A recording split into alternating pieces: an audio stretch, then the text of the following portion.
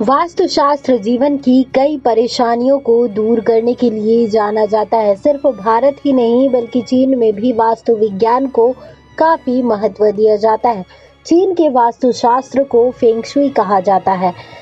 इसमें fish aquarium को लेकर कुछ खास नियम बताए गए हैं। यदि आपके घर फिश एक्वेरियम है या आप इसे घर में रखने की सोच रहे हैं तो ये जानकारी आपके लिए ही है।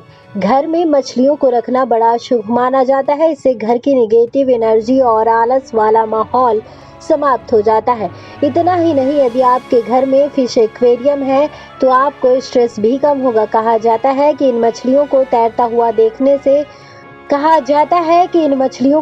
हुआ देखने से मन प्रसन्न होता है, आपको फोकस करने में मदद मिलती है, आप टेंशन भूल जाते हैं। इसलिए इसे घर के मुख्य कमरे के अलावा ऑफिस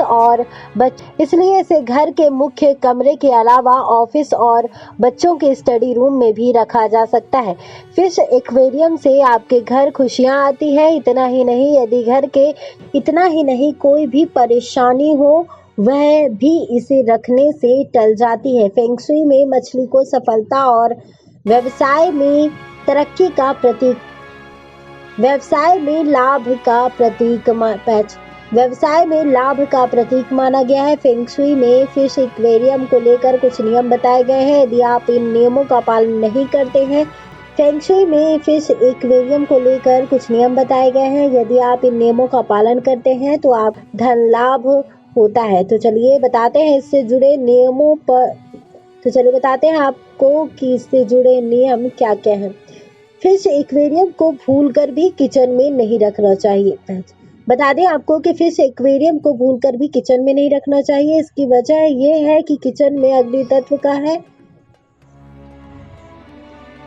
जबकि एक्वेरियम को जल तत्व का प्रतीक माना गया है। इसलिए यदि आप आग और पानी एक जगह रखते हैं तो इससे घर में लड़ाई झगड़े बढ़ जाते हैं। इसलिए ऐसा करने से बता दें आपको कि यदि आप घर में फिश एक्वेरियम रखते हैं तो इसमें कम से कम 9 मछलियां जरूर होनी चाहिए, जबकि एक मछली काले रंग की होना चाहिए। दरअसल काले रंग की मछली को सुरक्षा का प्रतीक माना जाता है।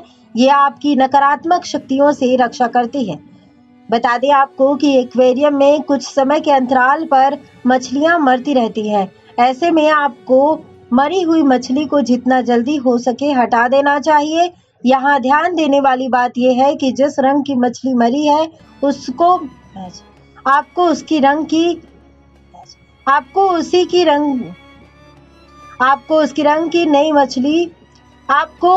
की नई मछली एक्वेरियम में दोबारा रखनी है। फेंग शुई की माने तो जब कोई मछली मरती है तो वह अपने साथ घर की नेगेटिव शक्तियों को भी ले जाती है। बता दें आपको कि फिश एक्वेरियम को आप घर में किस दिशा में रख रहे हैं ये सबसे महत्वपूर्ण होता है। इसे गलत दिशा में रखने से बता दें आपको कि फिश एक्वेरियम को आप घर में किस दिशा में रख रहे हैं ये सबसे महत्वपूर्ण होता है। इसे सही दिशा में रखने से आपको नकारात्मक शक्तियों का प्रभाव समाप्त होता है, सकारात्मक शक्तियों का प्रभाव दिखने लगता है। फेंग शुई के अनुसार हमें फिश एक्वेरियम को हमेशा घर की पूर्व, उत्तर या उत्तर पूर्व दिशा में रखना चाहिए। ये जल की दिशाएं मानी जाती हैं, इसलिए यहाँ एक्वेरियम रखने से सकारात्मक ऊर्जा सदैव बनी रहती है। बता दें आपको कि हमें पूरी जानकारी वेबसाइट्स और अन्य जगहों से प्राप्त हुई है। ये जानकारी आपको कैसी लगी आप हमें कमेंट बॉक्स में कमेंट कर जरूर बताएं और इस वीडियो को ज्यादा से ज्यादा लाइक करें, शेयर करें और इस चैनल को सब्सक्राइब करें। नेक्स्ट स्पिरिचुअल की रिपोर्ट।